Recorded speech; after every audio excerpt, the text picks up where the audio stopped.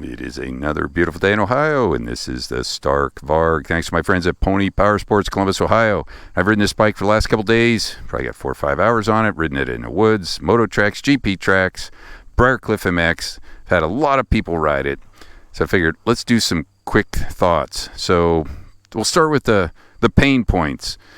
For those of you that like to keep everything nice and shiny and everything, yeah, this stuff gets rubbed out pretty quick. This is no different than a regular bike, but there's no graphics underneath it, so you can kind of see that quickly. I think Outdoor 913 had a great video talking about a couple items. This is pretty close, but it's not really a big deal. This is a 19-inch wheel. I don't see any big issues with that. Certainly up here, if you run this lever in, you're going to contact the housing, but I don't really see any big issues. Where I'm running it, it's fine. Nobody seemed to have any comments, but it could be a problem. My son noticed this turn effort seems easy, but it's actually a little bit higher than some of the normal gas-powered bikes that I felt. The charging in the stand situation, it's kind of interesting. It comes with this that you plug in. You're supposed to put the bike on the charger. It's 260 pounds. I'm pretty strong, but I'm not big on lifting bikes up on the stands anymore. I use the step-on stand, so on mine, I'll probably just disconnect this and I'll keep the charger separate. But right now, for now, I got to keep the charger near the bike, and you pretty much have to have a generator with you. I bring my EU 2000 2200. Because everybody wants to ride it. This bike is in continuous motion at the track. Now, for anything electric, there's always a question about range. I think Wally Palmer, the pro off-road rider, had a great post on Instagram. Somebody sent it to me here yesterday, day before, but he's a pro level guy, 55 horsepower moto track. He gets about 45 minutes. That means a regular dude probably get an hour and 15, which matches up with what I found yesterday at Briarcliff. He said in the woods with 45 horsepower, he could go 2 hours and 30 minutes, 2.5 hours. So a regular guy could probably go longer than that. I just haven't ridden it that long. My battery dies before the Varg's battery. But anyhow, those are probably real world ranges. So that's what it comes down to in terms of realistically. If that's enough for you, that's fine. If it isn't, keep riding your gas bikes. The other big thing when I've had people ride this bike, they jump off. One of the big things they notice is cornering.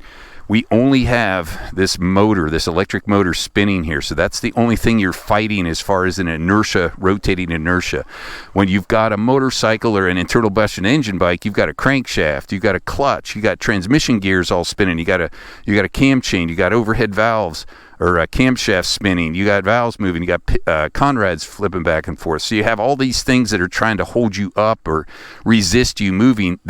And it's got this inertia in the middle, a small amount in the middle of the bike. Cornering is incredible, and the front and rear tire contact patches stand out. It just gets traction. Everybody that rode it, I've had a lot of people on it, just are amazed with that cornering, and that's impressive. Of course, to me, I know these bikes have 5 maps. You can click on 5 maps here, and you can dial in the power levels you want. It's so easy just to go to the modes, and you just decide how much power you want for each, how much regen. This one has 55 and 5 and 45 and 4 and 35 and 3 and 20 and 12. So you can do a little bit of everything. It's so cool to have. It's like having 3 or 4 bikes. You can have the 10 or 12 horsepower bike to teach your friend or a brand new person, introduce them to the sport of motorcycle. If they can touch the ground on a 12-inch travel dirt bike, they can ride the bike. They can ride it in your yard. You can ride it around with your neighbors. Your kids can ride it. You can put it in 20 horsepower and just cruise around the woods with your kids or with friends, or, just trail riding. You can turn it up to 55 horsepower or 60. My son likes 60 at Briarcliff, and go full-on moto. Or my buddy Dave, ex-F-16 fighter pilot, you can put it at 80 horsepower and just have fun compressing space and time between 2 points. It's insanely fast. But the other thing is, even if you set it at, say, 55 horsepower, and my 450 factory edition is, 60 horsepower, 59 at the rear wheel? This set at 55 feels way faster than that, because the torque, the electric motor has so much instantaneous torque. So that stands out incredibly on the bike. And I've only ridden it for a few days, but if you think about it, after a year of ownership, say you put 100 hours on it, I put 100 hours on a 450 factory edition, I'm going through 100 gallons of fuel, I'm going through, oil changes every 10 hours, 10 liters of oil, or actually a little bit more than that. And then you got air cleaners, you got maintenance at the end of 100 hours. You might need piston, rings, cam chain, valve guides. You might even have to do some valve stuff. So these bikes are a little bit more expensive in the beginning, but I think even after the first year, you might recapture that in terms of what you'll have to do to keep the internal combustion engine bike going. But for me, it's not really about this is better or that's better. They're just two totally different experiences. And electric, this energy density for the battery, we're at about 185 watt hours per kilogram of battery.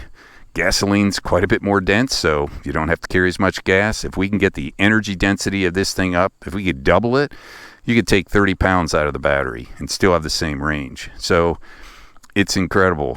It's a fun bike to ride. Those are some thoughts, some goods, some pluses, but I'll just putt around because I think one of the things for me especially is just this whole concept of maps. So if I'm in map number 1, I'm just going to teach somebody to ride. I have 12 horsepower in here now. That's WOT. They can just go ride and they're safe. I'm going 16 miles an hour. It'll eventually go faster. And you can just introduce people and they're riding your full-on motorbike. And we could take it up to map 3, 35 horsepower. And then you can just go in the woods if you want. You can trail ride, go into some tight woods section and just have fun. And you could just trail ride. You could go to map 2 at 20 horsepower and it's awesome in the woods. Or you can go up to map 5, 55 horsepower in the woods and have just instant torque and power depending on your skill level or what you want to do that day. And obviously, the lower the power you're using, the longer the battery will last. Now, I like 45 horsepower is kind of a sweet spot for like a hard motocross track like this. Just hard pack, slippery. But when I was at Briarcliff prep track, I like 50. My son likes 60. And depending on where you're going, you can change that in an instant. You could go to 52. You could go to 53.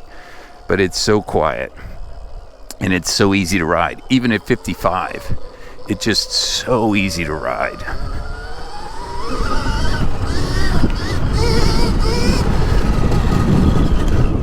KYB suspension, very tunable, super adjustable, easy to set it to wherever you want it. You can just putt around.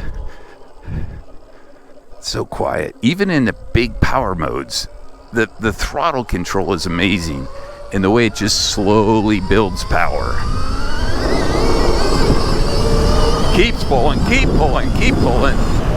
All the way up to 50, 60 miles an hour. It doesn't go flat. Easy to control. So, Stark Varg. Those are some thoughts after a couple days of riding. More videos to come, but 2 thumbs up.